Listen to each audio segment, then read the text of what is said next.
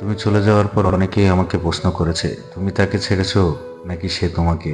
আমি বলেছি, আমাদের কেউ কাউকেই ছাড়েনি, বরং ভালোবাসা আমাদেরকে ছেড়ে চলে গেছে। আফসোস নাই, তুমি হারিয়ে যাবে, এটা আমি আগেই জানতাম।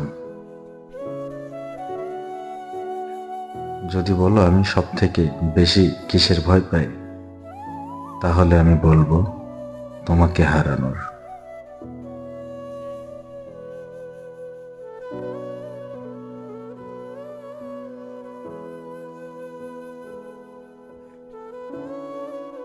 এমন একটা বয়সে চলে আসছি যে মন খারাপ হলেও সেটাকে আর বলা যায় না, কান্না পেলেও আর কারোর সাথে কাঁদা যায় না, কিছু দরকার হলেও কারোর সামনে চাওয়া যায় না। জীবনে যা কিছুই হোক সেটা যেন শুধু নিজের মধ্যেই চলে।